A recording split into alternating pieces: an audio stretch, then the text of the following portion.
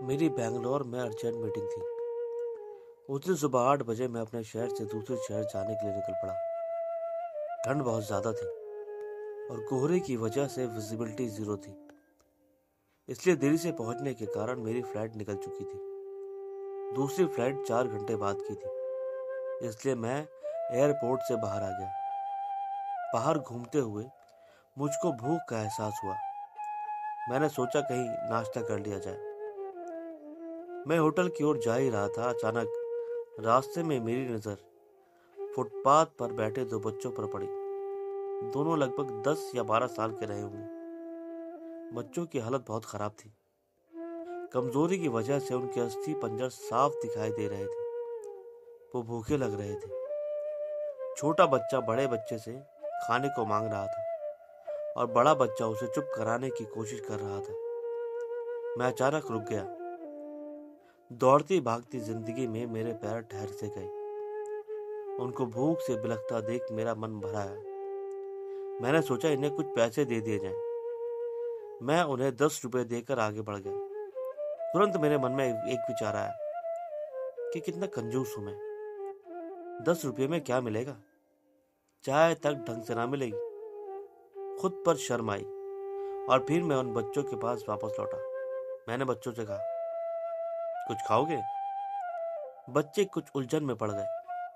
मैंने बच्चों से कहा, घबराओ मत बच्चों, मैं नाश्ता करने जा रहा हूँ, तुम भी कर लो। वो दोनों भूख के कारण तैयार हो गए। मेरे पीछे पीछे वो होटल में आ गए।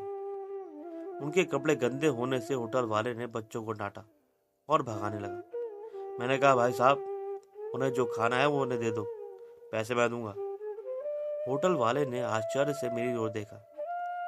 उसकी आंखों में उसके बर्ताव के लिए शर्म साफ दिखाई दे रही थी। बच्चों ने नाश्ता, मिठाई व लस्सी मंगवाई।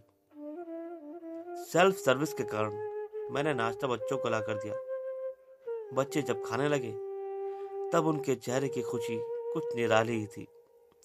मुझे भी बहुत सेल्फ सेटिस्फेक्शन फील हो रहा था। नाश्ते के बाद होटल से बाहर निकलकर मैंने बच्चों को कहा, बेटा, अब जो पैसे मैंने तुम्हें दिए हैं उनमें से 1 रुपए का शैम्पू लेकर हैंड पंप के पास जाकर नहा लेना और फिर दोपहर शाम का खाना पास के मंदिर में चलने वाले लंगर में जाकर खा लेना।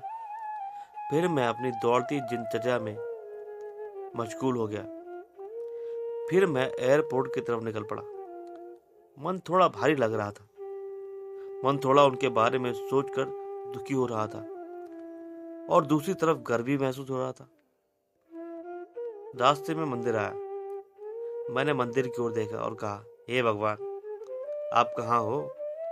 इन बच्चों की ये हालत, ये भूख, ये देखकर भी आप कैसे चुप बैठ सकते हैं?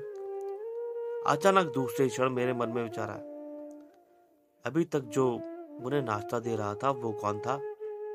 क्या तुम्हें लगता है तुमने बस ये सब अपनी सोच से किया है? क्या तुम्हारी फ्लाइट अपने आप मिस हो गई और आज तक इनका पेट भरने कौन आता रहा है? मैं स्तब्ध हो गया।